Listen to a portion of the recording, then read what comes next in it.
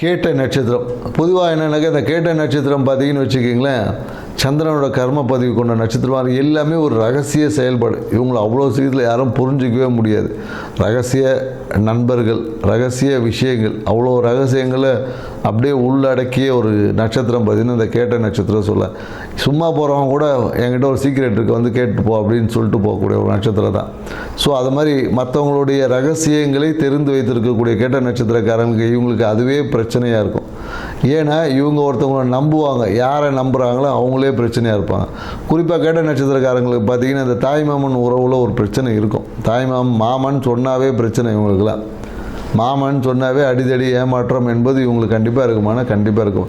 So அதனால் இவங்க அந்த மாமன் உறவை கொஞ்சம் தள்ளி வச்சே பார்க்கறது சிறப்பு. குறிப்பாக இவங்க யாரையும் மாமன் கூப்பிடாமல் இருக்கிறது இவங்களுக்கு ஒரு பரிகாரமானா கண்டிப்பாக பரிகாரம்னு சொல்லலாம். இவங்க வாழ்க்கை இந்த ஆவணி மாத பலன் எப்படி இருக்குன்னு வச்சுக்க, ஒரு சின்ன அழுத்தமும் இருக்கும், சின்ன மாற்றமும் இருக்கும். ஸோ குறிப்பாக அந்த மாற்றம் பார்த்திங்கன்னா தொழில் சார்ந்த விஷயத்தில் ஒரு விரயம், இல்லை தொழிலை வந்து புதிய வேலை இல்லாமல் வேலை தேடுறவங்களுக்கு இந்த காலகட்டத்தில் புதிய வேலை வாய்ப்புக்கான காலகட்டம்லாம் இருக்குது. இல்லை வேலை செஞ்சவங்க பார்த்திங்கன்னா வேலை மாற்றம் அந்த மாதிரி ஏற்படுவதற்கான சாத்தியக்கூறுகளாக இருக்குது. ஸோ இந்த காலகட்டத்தை நீங்கள் சிறப்பாக வச்சுக்கிட்டேன்னா குரு வழிபாடு தான் உங்களுக்கு ஏற்றம் தரும். இப்படி இல்லைன்னா உங்கள் குழந்தைகளுக்கு தேவையான இனிப்பு இல்லை பொருளாதார தானம் பண்ணி பாருங்கள். காசை தானம் மாதிரி உண்டியில் போடுறதோ இல்லை ஆன்மீக திருப்பணிக்காக கொஞ்சம் பொருளாதாரத்தை தானம் செய்வது வந்து உங்கள் வாழ்க்கையில் பொருளாதார ஏற்றத்தை கொடுக்கும். செஞ்சு பாருங்கள், வாழ்க்கை சிறப்பாக இருக்கும். நன்றி, வணக்கம். அனைவருக்கும் வணக்கம். நான் உங்கள் மோசஸ், உளவியல் ஜோதிட வாஸ்து கன்சல்டன்ட், சென்னையிலேருந்து. என் உயிரான ஈசனை முன்னிறுத்தி எவனார்களாலே தான் வணங்கி இந்த ஆவணி மாத பலன் இதை நம்ம பார்க்க போகிறோம். ஏன்னா இந்த ஆவணி மாதம் பார்த்தீங்கன்னு வச்சுக்கிங்களேன், காலபுருஷ தத்துவத்துக்கு 5ஆம் அதிபதியான சூரிய பகவான் தன் வீட்டிலேயே ஆட்சி பெறுவார்.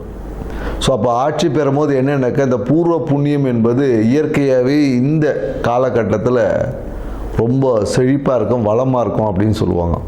ஏன்னா நம்ம பூர்வ புண்ணியம் அப்படின்ன உடனே நம்ம வந்து சொந்த ஊருக்கு தான் நினைப்போம். அப்படி கிடையாது. நமக்குள்ளேயும் ஒரு பூர்வ புண்ணியம் இருக்குது, நம்ம உடம்புக்குள்ளேயும் ஒரு பூர்வ புண்ணியம் தன்மைகள் இருக்குது. ஸோ அந்த தன்மை இந்த காலகட்டத்தில் பார்த்திங்கன்னா மிக செழிப்பாக இருக்கும். அதனால தான் பெரும்பாலும் பார்த்திங்கன்னா இந்த காலகட்டத்தில் நிறைய சுப நிகழ்வு பண்ணுவாங்க. திருமணம் பண்ணுவாங்க, நிறைய பார்த்திங்கன்னா ஆடி மாதம் முன்னாடி எல்லா திருவிழாக்கெல்லாம் அப்படியே இருக்கும். ஆவணி மாதம் பார்த்திங்கன்னா நிறைய சுப நிகழ்வுகள் பண்ணுவாங்க. ஏன்னா இந்த காலகட்டத்தில் சூரியனோட தன்மை நல்லா இருக்கும் போது, ஆத்மகாரகன் இல்லையா சூரியன். ஸோ அப்போ ஆத்ம பலம் வந்து இயற்கையாகவே எல்லாருக்கிட்டையும் பெருகி இருக்கும் இந்த காலகட்டத்தில். அதுவும் இந்த காலம் இன்னொன்றாக்கா இந்த வருஷம் பார்த்திங்கன்னு வச்சுக்கோங்க, கேது பகவானும் 5ஆம் இடத்துல இருக்கார். ஸோ அப்போ என்னென்னாக்கா கேது வந்து என்னென்னாக்கா ஞானக்காரகன். ஏன்னா பொதுவாக பார்த்திங்கன்னா அந்த சூரியன் வந்தால் பார்த்திங்கன்னா நம்ம ஆத்மகாரன் சொல்கிறோம் இல்லையா. ஏன்னா அந்த ஆத்மகாரகன் எந்த ராசியில் வலுவாக இருக்கோ இல்லை பலமாக இருக்கோ அந்த ஜாதகர் பார்த்திங்கன்னா மிகுந்த உச்சத்தில் இருப்பார். ஏன்னா பார்த்திங்கன்னு வச்சுக்கலாம், ஏன்னா ஆத்ம பலம் தான் தேவை. அதுக்காக தான் ஆன்மீகத்தை நம்ம நாடுறோமே. ஏன்னா இன்றைக்கி நிறைய பேர் ஆன்மீகத்தை எதுக்கு போகிறோன்னே தெரில. நம்மளோட ஆத்ம பலத்தை அதிகரிக்கிறதுக்கு தான் நம்ம இன்றைக்கி ஆன்மீகம் இந்த பரிகாரம்லாம் செய்கிறோம் இல்லையா. இது எல்லாமே உங்களோட ஆத்ம பலத்தை இன்க்ரீஸ். அப்படி இருக்கக்கூடிய சூரிய பகவான் இந்த ஆவணி மாதத்தில் அவர் சொந்த வீட்டில் இருந்து அப்படியே ஒரு ஆட்சி பண்ணும் போது எப்படி இருக்குன்னு பாருங்கள். அதனால தான் இந்த காலகட்டம் நிறைய சுப நடக்கும் போது அது எல்லாமே வெற்றி, காரிய சித்தி, நிறைய பேர் இடம் வாங்குவாங்க. அதனால தான் பார்த்தீங்கன்னா இந்த காலத்தில் இன்னொரு விஷயம் இருக்குது. ஆவணி மாதத்தில் பார்த்திங்கன்னா விநாயகர் சதுர்த்தி.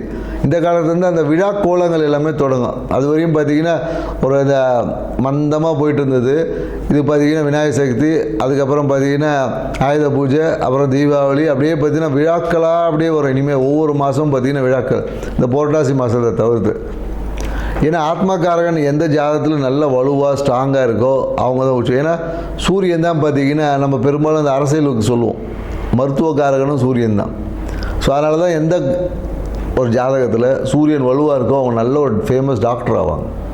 அது 2ஆம் அதிபதியோட இல்லை 10ஓட தொடர்பு வரும்போது பார்த்திங்கன்னா மருத்துவத்தில் சூப்பராக இருப்பாங்க. அதே போல் சூரியன் வலுவாக இருக்கிறவங்க பார்த்திங்கன்னா தொட்டாவே குணமாகக்கூடிய கைராசி டாக்டர்லாம் சொல்லுவோம் இல்லையா. அவர் படித்து கூட இருக்க மாட்டார், சும்மா R&D படிச்சிருப்பார், இல்லைன்னா அந்த ஒரு கம்பவுண்டராக கூட இருந்திருப்பார். அவர் பார்த்திங்கன்னா சும்மா ஏதோ ஒரு விஷயம் சொல்லுவார், நடந்துடும்.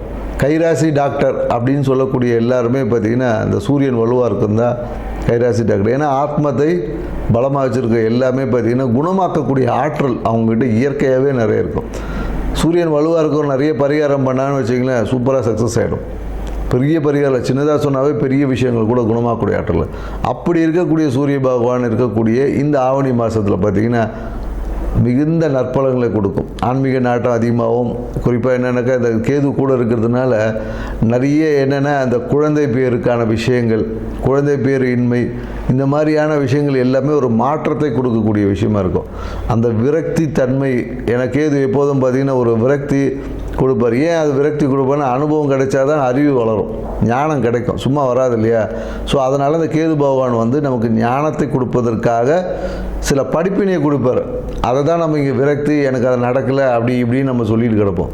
ஸோ இந்த தன்மைகள் உள்ள இந்த ஆவணி மாதத்தில் ஒவ்வொரு ராசிக்கும் என்ன மாதிரியான பலன்கள் கொடுக்க போகுது அப்படின்றத இந்த வீடியோவில் பார்க்க போகிறோம். வாங்க வீடியோக்குள்ளே போகலாம். விருச்சிக ராசி, விருச்சிக ராசி நேயர்களுக்கு இவங்க பொதுவாக எப்படி இருப்பாங்கன்னு பார்த்தீங்கன்னு வச்சுங்களேன், எப்பொழுதும் இவங்க வந்து மனம் பார்த்தீங்கன்னா அதிகமாக வேலை செஞ்சுட்டு இருக்கும்.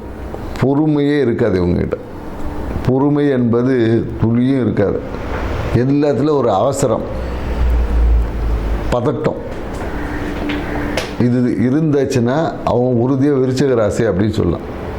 ஏன்னா பொறுமையின்மையும் அந்த பதட்டத்தோடு எதை செஞ்சாலும் எல்லாம் உறுதியாக செய்வாங்க. இவங்க என்னென்னாக்கா ஒரு பதட்டம் இருக்கும், நல்லது நடக்குமா நடக்காதா அப்படின்னு அந்த பதட்டம், அந்த எப்படி தண்ணி கொதிச்சா எப்படி கொதிச்சிக்கிட்டே இருக்கும் இல்லையா, அந்த மாதிரி ஒரு பதட்டத்தோடையே வாழ்க்கை வாழ்ந்து கொண்டு இருக்கும் விருச்சிக ராசிக்காரங்களுக்கு இந்த ஆவணி மாதம் எப்படியான பலன் இருக்குதுன்னு அப்படி தான் நம்ம பார்க்க போகிறோம். இந்த ஆவணி மாதத்தில் பார்த்தீங்கன்னு வச்சிங்களேன், சூப்பரான ஆவணி மாதம் தான் சொல்லுவோம். தொட்டது எல்லாமே சிறப்பாக இருக்கும். நினைத்த காரியங்கள் எல்லாமே வெற்றியை தரும். நீங்கள் போனீங்க, நீங்கள் ₹1 விஷயத்துக்காக வேலை செஞ்சுப்பீங்க, அங்கே ₹100 உங்களுக்கு கிரெடிட் கிடைக்கும்.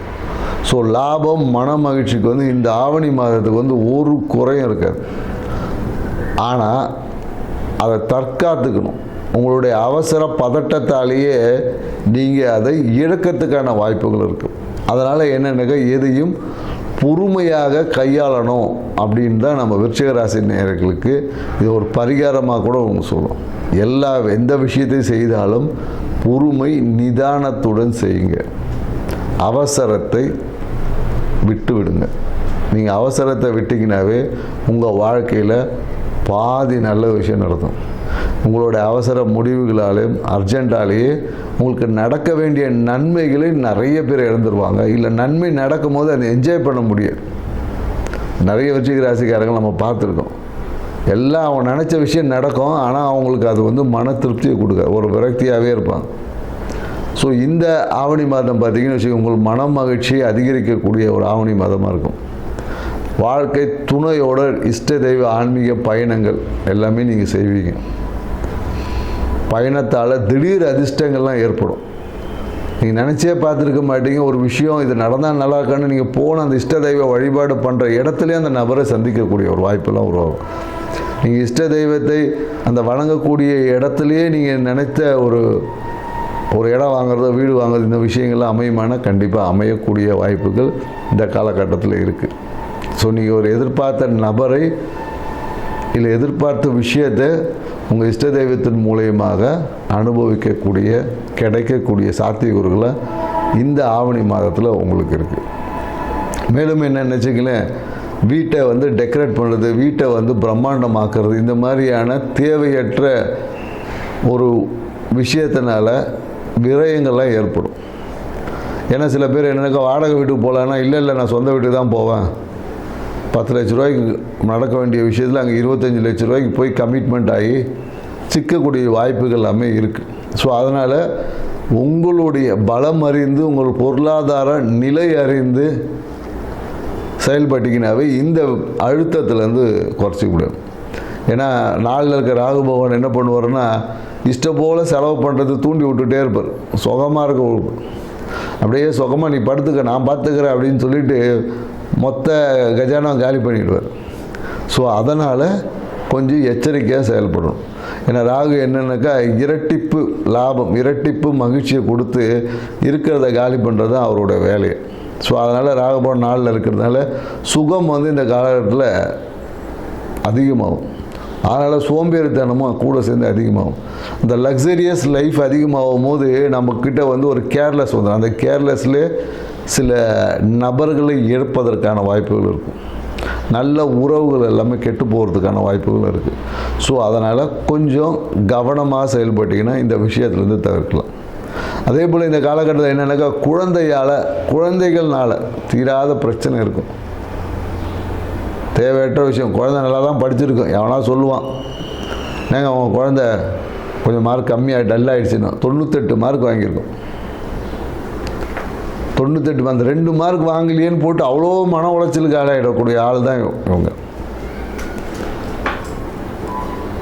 அந்த 2 மார்க் வாங்கலை, ஏன் வாங்கலைன்னு போட்டு அந்த குழந்தையே ஒன்றும் இல்லாமல் பண்ணிடுவாங்க. இவங்களும் மன உளைச்சலுக்கு ஆளாயிடுவாங்க. அதை ரியலைஸ் பண்ணினாவே 98 மார்க் வாங்கினதே இன்றைக்கி பெரிய விஷயம். அதை வந்து மகிழ்ச்சியாக கொண்டாடாமல் அந்த 2 மார்க் வாங்கலைன்னு போட்டு அதை வருத்தி எடுக்கும் போது அப்போ குழந்தைகளுக்கும் பார்த்திங்கன்னா அவங்க மேலே ஒரு கோபம், ஒரு வெறுப்பு. நடா இவங்க போயிட்டு நம்ம கேட்டதை வாங்கி கொடுப்பாங்கன்னு பார்த்தா 2 மார்க் வாங்கலன்னு போட்டு 4 சாத்துறாங்களேன்ற மாதிரி இருக்கும். ஸோ அதனால் குழந்தைகளால் ஒரு அழுத்தம், ஒரு இறுக்கம் என்பது இருக்கும். மேலும் என்னென்னாக்கா சில பேருக்கு என்னென்னாக்கா இந்த கொழுப்பு சார்ந்த விஷயத்தில் பாதிப்புகள் வரும். கொழுப்பு சார்ந்த விஷயம் பாதிப்புன்னா கொலஸ்ட்ரால் அதிகமாகுமான்னு இல்லை, உடம்புல வந்து அந்த பசத்தன்மை அப்படின்னு சொல்லி லிக்மெண்டேஷன்லாம் கொஞ்சம் பாதிப்பு வர்றதுனால நிறைய பேர் இந்த காலத்தில் முட்டி வலிக்குது, கணுக்கால் வலி, ஜாயிண்ட் பெயின் இப்படின்னு சொல்லிட்டு இந்த லிக்மெண்டேஷன் ப்ராப்ளத்தினால இருக்கும். நிறைய பேருக்கு இந்த வாயு தொல்லைகள்லாம் ஏற்படும். வாயு தொல்லை, கேஸ்ட்ரிக் அலர்ஜி, நிறைய பார்த்தீங்கன்னா நெஞ்சரிச்சல், எனக்கு இங்கே பிடிக்குது அங்கே பிடிக்குது, இந்த மாதிரியான விஷயங்கள் எல்லாமே ஏற்படும். இதுக்கு நீங்கள் என்ன பண்ணலாம் அப்படின்றத நம்ம வீடியோ கடைசியில் சொல்ல தான் போகிறோம்.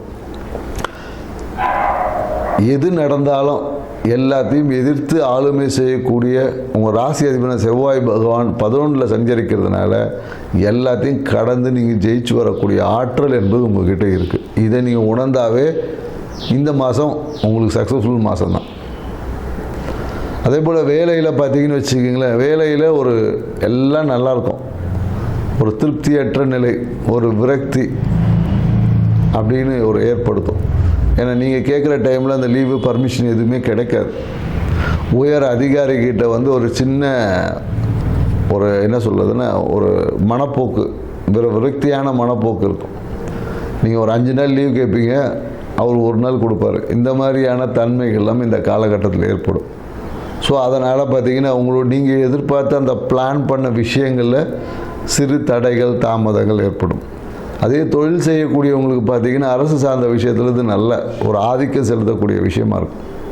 தொழில் செய்கிறவங்களுக்கு எதிர்பார்த்த உதவிகள் கிடைக்கும். நீங்கள் எதிர்பார்த்த கவர்மெண்ட் சைட்லேருந்து அந்த பர்மிஷன், இது எல்லாமே பார்த்திங்கன்னா இந்த காலகட்டத்தில் அவங்களுக்கு கிடைக்கும். நிறைய பேர் பார்த்திங்கன்னா கவர்மெண்ட்டு அப்ரூவல் அப்ளை பண்ணியிருப்பாங்க, இல்லை இந்த லைசனிங் வாங்குறதுக்கு அப்ளை, இது எல்லாமே இந்த காலகட்டத்தில் கண்டிப்பாக கிடைக்கும். ஸோ அதனால் அதில் எந்த ஒரு மாற்று கருத்தும் இல்லை.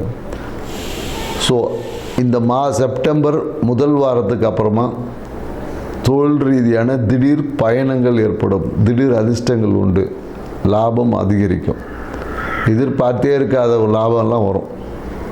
ஜாக்பாட்டு மாதிரி இந்த காலகட்டத்தில் விருச்சிக ராசிக்காரர்களுக்கு குறிப்பாக ஆவணி மாதத்தில் இந்த விஷயங்கள் செப்டம்பர் ஃபஸ்ட் வீக்கு அப்புறம் கண்டிப்பாக இது நடக்குமானா நடக்கும். ஸோ இந்த கொழுப்புத்தன்மை குறைவதற்கு நீங்கள் என்ன பண்ணலான்னா வியாழக்கிழமை குரு பகவானுக்கு கொண்டக்கடலை படைச்சு நீங்களும் சாப்பிட்டு வந்தீங்கன்னா ஓரளவுக்கு அந்த முட்டி வலி பிரச்சனையிலேருந்து, இந்த கேஸ்ட்ரிக் ப்ராப்ளத்துலேருந்து சரி பண்ணலாம். வாய்ப்பு கிடைக்கும் போது சிவன் கோயிலில் இருக்கக்கூடிய விநாயகர் பெருமானுக்கு நீங்கள் வந்து அருகம்புல்லை போட்டு தாமரை மலர்களை அர்ச்சனை செய்து அந்த அருகம்புல்லையே பிரசாதமாக வாங்கி ஒரு ஜூஸ் போட்டு குடிச்சு பாருங்கள். உங்கள் வாழ்க்கை மகிழ்ச்சிகரமாக இருக்கும். நன்றி, வணக்கம்.